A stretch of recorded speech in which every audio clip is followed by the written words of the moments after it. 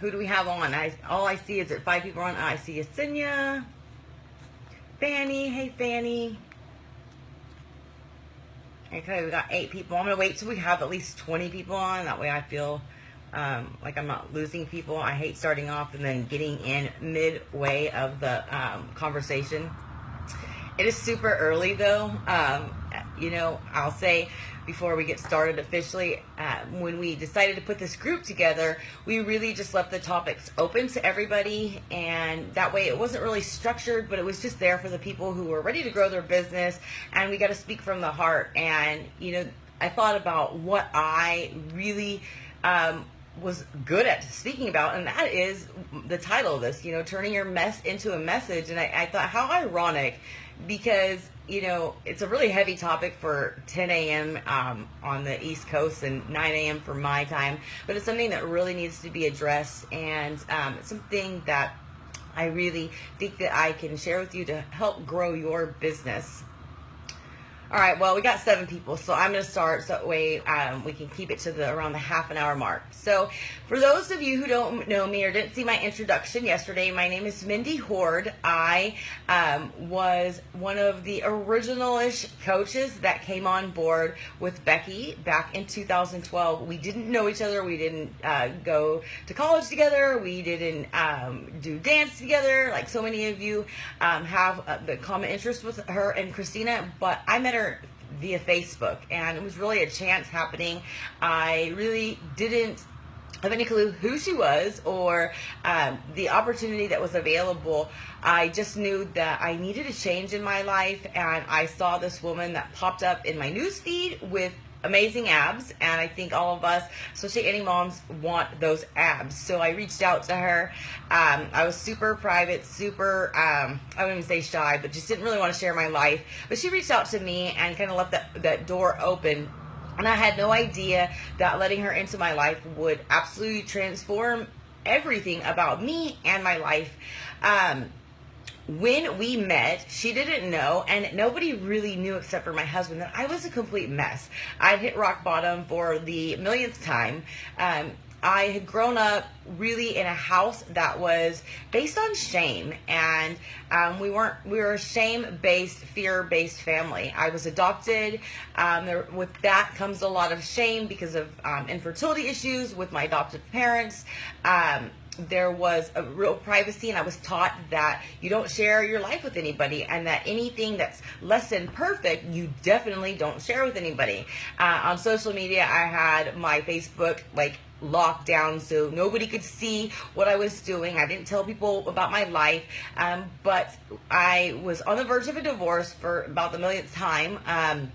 We really pretty much managed day to day by just staying drunk, and that's really a big part of my story.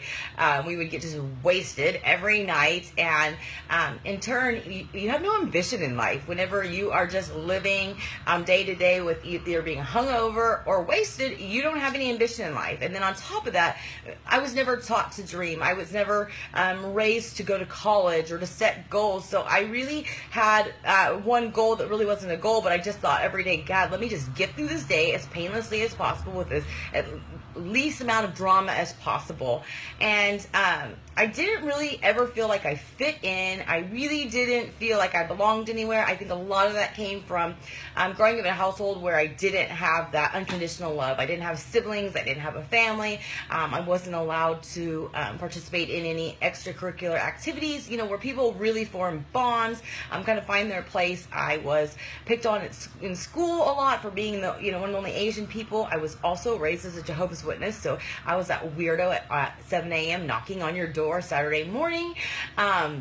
So I just really was lost. I was a mom, and as great as that just wasn't enough. And I remember thinking, like, I was thankful to be a mom. My kids really were a blessing. They really, I think, saved me from even more of a self-destructive path.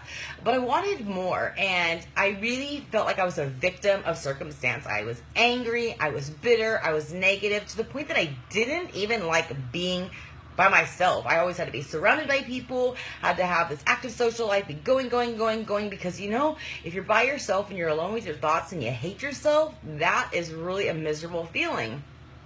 So really, on top of that, I had major, body shame, and just wasn't happy internally or externally. And then after my third child, and after really going through a rough patch with my husband, drinking like fishes, and then him going into the oil field, and me having 3 children in 3 different schools, spread out from ages 18 months to 11 years old, and living out in the country, we started eating like boxed food. We started eating processed food. So on top of that, I felt horrible. I felt as horrible as I looked. I started gaining weight. I was miserable because I was basically a single mom, and then my husband would come home every couple, about a week, and we would just stay drunk. And I will never forget when I reached out to Becky, and it was one of those defining moments. It's super cold in Texas where I live. You wouldn't know that unless you lived here, but it gets really hot or super cold. And I was wearing leggings that say one size fits all. And I remember sitting down at my desk, and I remember like fat roll after fat roll, like hanging over the elastic waistband. And I had never really struggled with my weight. And so I was, mortified, but I didn't know what to do. I had so low self-esteem that I wouldn't even work out in front of my husband. I had a gym membership that I'd had for years and wouldn't go to because I was embarrassed of working out in front of anybody. And somebody once told me that I had the lowest self-esteem that they had ever seen in anybody, which was like super awesome. But I really realized that I was just hiding from myself. When you find the truth about yourself, and whenever you realize you have a problem, when you decide to make a change, that's when everything really becomes clear. I was hiding from myself, hiding lies, and really, when you do that, you can't get close to people. You really aren't being honest with yourself. I shared a lot in my intro yesterday about me, and I really have, as far as like a resume of life goes, really nothing to brag about. I'm a college dropout, had lots of drug and alcohol issues. I've been abused sexually, mentally, physically. I've been married and divorced twice, and then now remarried for the 3rd time. We are going on 10 years and 7 years married, so that's pretty good. We've had lots of ups and downs. I have major issues with my relationships, infidelity issues. I was labeled as a homewrecker. I had anger issues with arrest record. I was just not a good person, and when I moved here, I thought I was going to have this new start. I moved here with my 2-year-old, drove 2,000 miles from California to here by myself with a U-Haul trailer and a cat, and I thought this is a new start. But I didn't change. I was the same person, and then I just developed the same reputation and the same life in a different town, in a different zip code, 2,000 miles away. And I just thought, God, when is this going to end? I had been suicidal since I was young, but I never really did it because I realized now there was always this fighting part of me. There was that part that made me that relentless person, and that even though I didn't know where I was going or how to get there, I always wanted more. I just didn't realize that then, and I blamed everybody, and I thought, God, if I just had been able to go to college, if my parents had done this, if I had been adopted into a better household, if I had done this or that, and then I just gave up. I just said, okay, look, this is life. We'll just get through it. And then there was some defining moments that really started to shake me up, but really didn't wake me up until I became a coach. And when I started my journey with Becky, she was the first person that believed in me that wasn't my husband or wasn't my best friend. And I think we all know that we have that person in life that tells you you're wonderful, you're so amazing, and you're like, yeah. You're just telling me that because you have to. Well, I only had, 2 people in my life that told me that. My best friend said, you're a great person, you're a good mom. My husband said, you really could, do so much, you're so talented. And I didn't believe them. And Becky came along and believed in me, and it's kind of ironic. I'm sure it pissed them off, but I was like, it was gospel. This person believed in me, but she didn't have to. And really, she was somebody that really I just believed in. She made me feel that she believed in me so much that I was like, well, I don't believe in myself, but I'll believe her. And she never gave up on me, and she always made me feel like I was important and that I could do anything. And I just followed her lead because I didn't know her and there was no emotional attachment, but I didn't want to let her down. And so because of that, I wanted to make her proud. So I duplicated everything that I saw her do. And you have to understand that whenever I came into this team, right now there's like 475 people in this group right now that I'm speaking to. When I joined Diesel Nation, which was back then known as TSD, I think I was like the 150th coach in the group. So we were really tiny, and so we really didn't have all these resources. There was no such thing as live videos. We didn't have trainings. We just went with it and we worked together. And that created this really strong bond between Becky and Christina and I, and I'd never had that ever before, and it felt amazing, and it felt amazing to be recognized. I remember every time I would do something that was an achievement within the business, I would text Becky, and Becky would congratulate me and tell me how proud she was, and I never had that growing up. And I realize now from talking to people, I'm not the only one. Lots of people never had that growing up.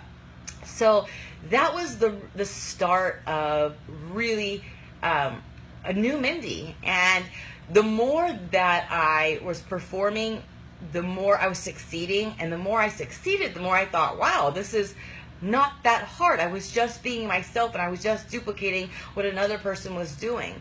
And the best thing was I wasn't just somebody that really was, only important to Becky. I was important to Christina. I was important to the people that were on the team. And we started growing this, alliance together, and our team started growing, and we started helping one another. And I'll never forget how many times that Becky really leaned on me as a leader. And I thought, God, I never thought I was a leader. And here she is, a successful person, and she's putting her trust into me. And I remember that Christina was my biggest cheerleader next to, Becky. And I started hearing my name on the national wake-up call, and then everybody, was telling me how proud they were. And then I started picking up people in our community and people from my childhood, and I started inspiring them. And that was the one thing that I didn't think I was ever going to do. Somebody with my past, really, the fact that I could inspire anybody was just unimaginable.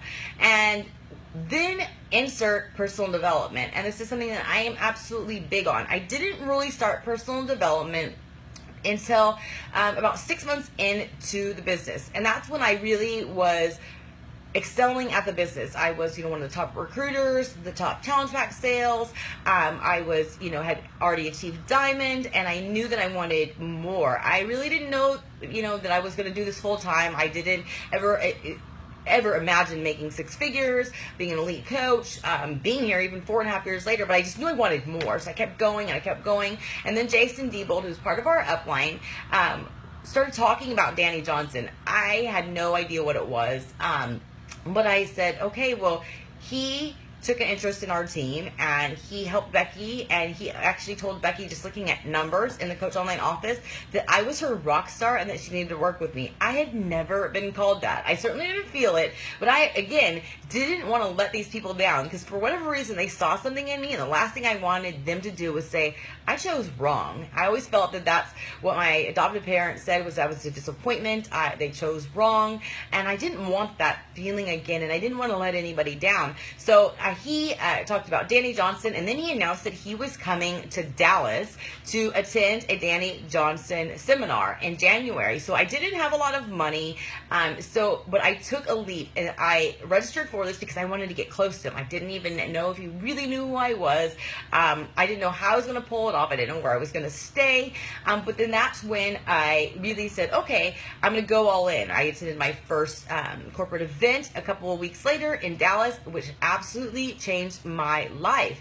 And when I went to Danny Johnson, that was literally 6 months later in January. This was when everything changed. Now, you have to understand that once I became a coach, I started sharing my journey, more publicly, and with what I was doing, rocking P90X, helping people when I never thought I could. I had this confidence. But still in the back of my head, I still felt that I was not really truly valuable, that this was just, luck, and that at any time it was going to run out, and that I really wasn't worthy of what was happening, but I was going to enjoy it while it happened. Well, I went to Danny Johnson. Literally, it was called First Steps to Success. She still has a seminar every year across the nation. But I really didn't even know what it was. I thought it was going to be something about finances and about business. Well, I went there, and I got my soul rocked, and my world changed. this was the most amazing event, not only because I was taken, under the wing of many elite coaches who treated me like I was their own. I got to spend a lot of one-on-one time with Jason, and he really helped me define my goals and where I was going with this business. But I went there, and this woman sat on stage and dropped some truth bombs on me that I'm wanting to really pass forward and pay it forward to you, is that when she was talking about her life, I'm telling you, I thought I had a colored past with drugs and, promiscuity and, dishonesty.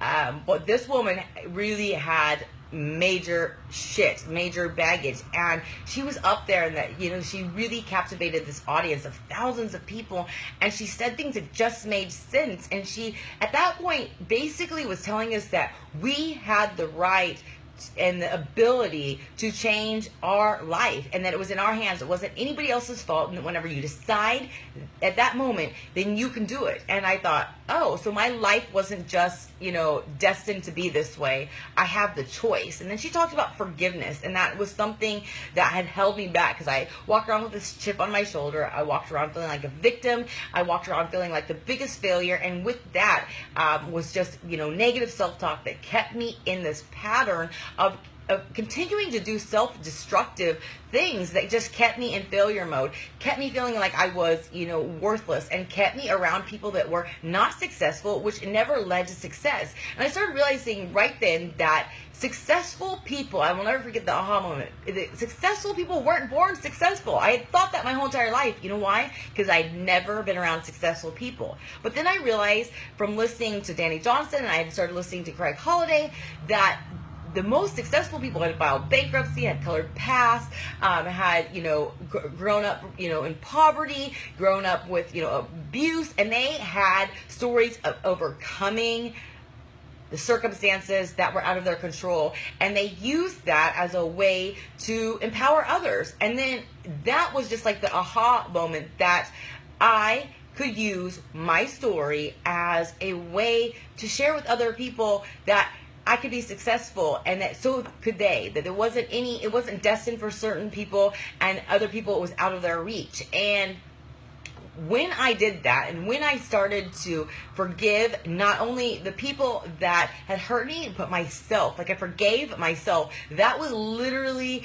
absolutely eye-opening. Once I did that, and once I forgave myself, I just continue to move forward with who I am now, and not let my past define me, not let what other people thought define me. I started really striving to be around successful people and aspiring to be like them. And the more you're around those people, the more you start to emulate them, and the more you can become that person you want. But if you stay with people who are unsuccessful, people who are negative, people who tell you you're not going to do it, you're going to stay exactly in that same state. And I'd already made the right steps by joining this amazing community, but now I had the tools to get past my own self, and it was really a freeing moment. And when I stopped caring about who I was, I started being more open. And I'll tell you that, and not to give myself a pat on the back, but I really truly believe I was one of the very first, if not the first, coach to really go public with imperfections, because that really seems to be, in the beginning, we were a fairly fresh and new network, and I think that it's still to this day, I know people feel like you have to be perfect, and so many people won't become coaches or won't share their story because their life is less than perfect, and they think in their head that they have to be this ideal person to be successful. Well, once I just stopped giving a shit, and I stopped judging other people, and I stopped judging myself, and I stopped beating myself up for it, and I started asking for forgiveness and forgiving the people that had really played a part in me just staying angry, I started sharing this because I wasn't ashamed. And, what was crazy is when you start admitting things publicly, you take the fun out of it for everybody. I started talking about that I had had an affair, and that I had had drug issues and all this stuff, and I will never forget how cool it was to share these things and have them out. Like, all my skeletons were out of the closet, and once you've called yourself out, like, people can't really, they can be like, oh, did you know that Mindy did this? Well, I've already outed myself. And it was so freeing to not live with any secrets, like, to be myself. And what I realized is people were starting to reach out to me privately, and I still have this to this day. People would reach out to me and tell me, like, I connected with you because I had the same thing and I'm ashamed of it. And so I've used my story of mistakes, of bad circumstances and pain, and used that as a tool to grow my business, to grow personally, to help other people. Because I really just think at this point, like, my pain and my bad experience couldn't have been for nothing. So now they're not. They were not useless. They have been the biggest tools of empowerment, and I've shared that along the way. And with that, number one comes freedom. It comes with peace of mind. It comes with connecting with other people. It comes with people really understanding you and really realizing that you are truthful, that you are honest. And still to this day, people come to me. I have had coaches come to me just recently and ask me, and they said, I know you're going to be honest with me, so lay it to me straight. I have this situation. And so when you are truthful with yourself and you're truthful with other people, people want to deal with you, because you're not just saying what they want to hear. You're not just being the person that you think that they want you to be. You're being authentically yourself. And more I'm hearing from coaches that they're telling their stories. Carl Deigler, our CEO, was talking about this. Be yourself. You don't have to be hiding yourself or hiding your truth. You also don't want to be like crazy and I'm not missing my lifestyle, but I'm also saying that it's common and that it can be overcame. And I'm not saying that it's okay to be dishonest, it's okay to do drugs, and it's okay to be an alcoholic, it's okay to have affairs, but that's part of what people have done because they really felt bad about themselves and they did bad things and they just continue to do it. So I have shared this along the way, and I have picked up an amazing following, and because of that, I've continued on the path of getting better. I've hit rock bottom a couple times since then. Last year was an epic, colossal mess for my family and I, but because I'd been honest with people, because I'd had the support from our team and the support from people in our network, I was able to share it. My husband and I separated last year. I literally had thought about quitting coaching because I was such a mess, but everybody in the network was so forgiving and so supportive and so loving that I pushed through. And you can look through my profile and read some of my story, but by being honest and sharing my mess has really helped me turn my mess into a MESSterpiece masterpiece and make what my story is a legacy and a learning story for people along the way. And I really, never try to portray that I'm perfect or that anybody's life is perfect, but I want to share that, this is real life and coaches aren't perfect. But if we can strive to be better than we were the day before and help other people along the way, then we can do anything. And for me, coaching has been amazing because it's helped me grow into the person that I was designed to be. It's helped me help other people. But more than anything is that I was a mess and my children were, subject to this and influenced by my mess that I left behind. And they didn't ask to be part of this messy life that they were brought into, just like I didn't ask. And I have asked them for my forgiveness. I have showed them that at any point in time you can turn your life around. And I see these little people that are going to be amazing people that are never going to be like me the way I was at 20 and at 30, because they've watched me and I've taught them by example. And so if anything that you take away from this is that everybody's living with some sort of secret or something that they're ashamed of because they know morally or ethically that it is wrong, or because somebody in their past has shamed them, or because they have some ideal in their head that they're trying to live up to. But I'm telling you that you may not connect with everybody. You may not have the same story as me. You may not have the same story as your neighbor or as your coach, but you're going to have the same story as somebody else out there that they're going to connect with. When you do this and when you share your story, it becomes addictive, like reaching goals, because you want to be better. And the more you hold yourself publicly accountable, the less you're going to think about failure. You're going to want to do this. And when people start following you and when they say that you've inspired them into action, or that they can relate and that they don't feel so ashamed of who they are, it makes you want to keep continuing to publicly be a better person because you want to make other people feel better. And for me, I just can't thank Becky enough. I can't thank this coaching opportunity that I've been given enough for what it's given me, my family, my future, and other people. I was that party girl and I continue to be that party girl as a coach, but over 300 days ago, I decided to get sober. Actually, when I was in Miami, I woke up one morning and I was like, after we celebrated my husband's birthday, and I was like, I just don't want to do this anymore. It just wasn't for me. And I decided right then that I wanted to get sober. No judgment against anybody else. It was just my decision that it wasn't right for me. It wasn't working for what I was trying to go for at the time. And I've had nothing but support from our whole team on trips that we went on vacations that we went on together, publicly. And something that I heard yesterday, and I want to share with you, is like, don't be ashamed to share your story. I've shared all along the things that I've done to my kids, the things I've done to my family, the mistakes that I've made, and I've been very humble about my story. But yesterday, a friend that I grew up with, he's in his 40s now, and he has suffered with alcoholism, and he's reached out to me several times. He's actually bought a challenge pack for me, and he's never used any of the products. It's just sat there, and he keeps reaching out to me, and I'll talk to him a little about my sobriety, and then he'll disappear. Well, after I shared a lot about my kids and how it affected them, it inspired him, and he told me last night that he is 7 days sober, and then he realized how blessed he was to have the family that has forgiven him and put up with him this whole time, and that he's thankful for the ability to basically have a second shot with him. And so I thought that, I'm helping people and their lives, and even though it wasn't necessarily through fitness, it was just me sharing my story. It was because of becoming a coach, because of really embracing everything that this coaching opportunity has that a lot of people don't embrace. I embraced the team. I embraced the relationship with my coach. I embraced personal development. I embraced sharing my story, imperfect as it is, along the way. And with that, I've helped a lot of people. And we talked last night, and I asked him that while we were on the subject, have you started your Shakeology? And he said no.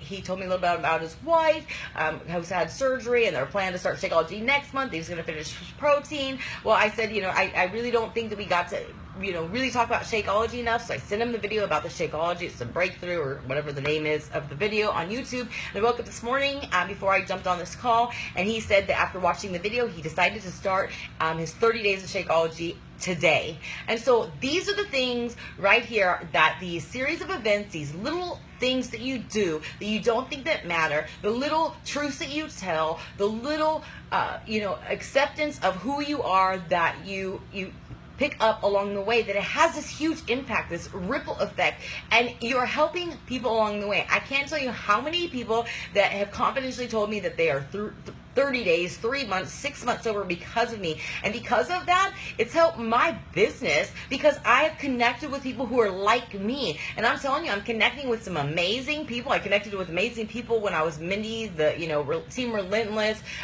fit Asian mom, party girl, but I'm relating now with a whole different audience. People who have gotten sober or want to be sober. And I'm telling you, these are the people you want to work with, because they want change. They want to be better. So I don't have anything else to say. You could really take a look at my blog. You can take a look at my profile to hear my story of really where I come from. All I can tell you is, dig into personal development. Don't dig into, a book that just a top coach that is 5 years into the business is reading, because what they're wanting to do in growing their mind and themselves as a person is way different than a person in the beginning. But I truly, really urge you to embrace personal development. If you don't want to do it, and you don't want to face it, then that means you definitely need it. I really encourage you to do that, because you'll never share your story, you'll never forgive yourself, you'll never accept who you are until you start doing that. It's really like free therapy, in my opinion. And I wouldn't probably be here if it weren't for personal development. I wouldn't be here if it weren't for all of you guys. I wouldn't be here if it weren't for an amazing corporate organization who, even when I was a mess last year, they checked on me. People from, the very top of our corporation, we matter. And I'm going to tell you that you matter too. You matter to me. You matter to Becky. You matter to Christina. You matter to Carl. And so you are worth it. Regardless of your past, you are not defined by your past. So Anyways, if you have any questions, let me know. I've actually done well at sticking to my 30 minutes. I actually couldn't sleep last night because I thought, God, I have so much to tell, and I talk so much. And I actually did pretty good. I think I only dropped a couple bad words, so I'm getting better. So anyways, I thank you so much, everybody, for sharing your Saturday with me, and I look forward to hearing all the other leaders who speak, and thank you everybody who included me as a leader, because at times I haven't felt like it, but I hope that my story inspires at least one of you into action, into really accepting who you are and sharing your story. So anyways, have a great day.